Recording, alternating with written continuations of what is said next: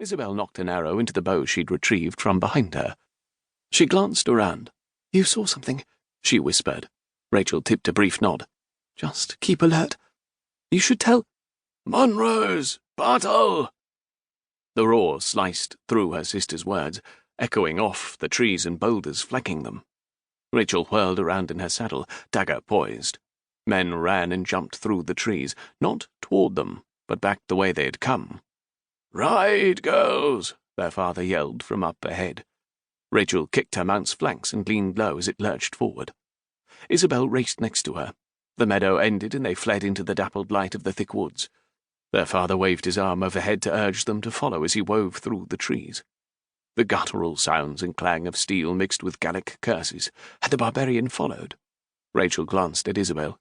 Her sweet, dutiful younger sister. Would she be murdered by marauders because Rachel had failed to warn everyone? Rachel swallowed against the dry panic in her throat as she thought of the man, his piercing eyes, his proud stare. What if he was in jeopardy? "Watch out!" Isabel shouted as they galloped toward a thick, uprooted tree. Rachel veered and yanked the reins to the right, while Isabel tore off in front of her to the left. Lost in the heavy growth of trees, Rachel steered the horse in a tight circle. Her gaze wove through the dense woods as she tried to discern the sound of the battle over her thumping heart. She continued to circle, hoping to find a clear-cut path through the thickets. "Blast!" she cursed low and looked up at the giant trees. She had absolutely no sense of direction. She shifted in her seat, breathing the moist, earthy air, while the halted horse quivered beneath her. "Which way?"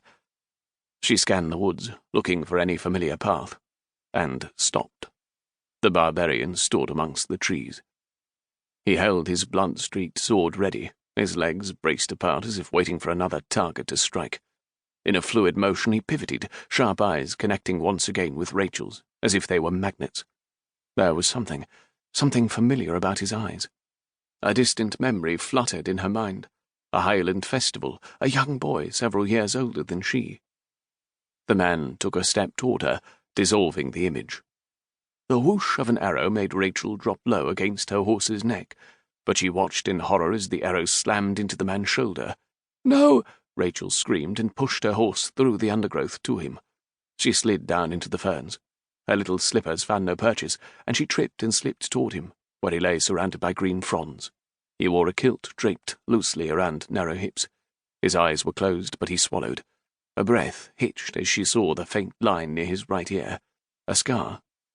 Rachel forced a deep breath and looked away from the mark. Her mark. The tip of the arrow protruded from his chest, its shaft all the way through. Rachel ignored her shaking and placed her hands on his hot skin.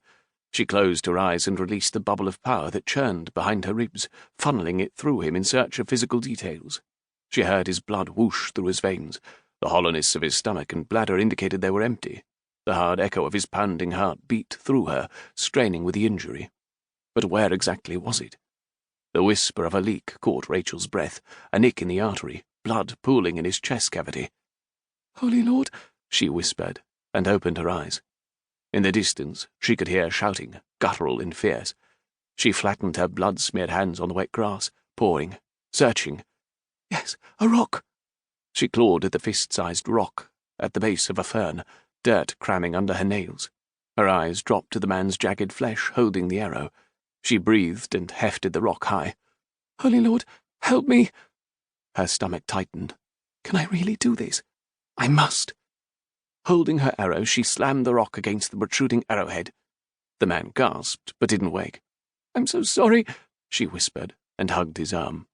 Holy Lord, he was heavy. She braced her muddied feet against the side of a large pine and used her legs to yank, turning him onto his side. In the shadows before, she hadn't seen the crisscrossing of scars marring his skin. This man had seen battle, a lot of battle. Guilt took hold of her, lending her strength. He'd survived all this time only to be shot when she stole his attention. The shouts crept closer. Were they looking for him?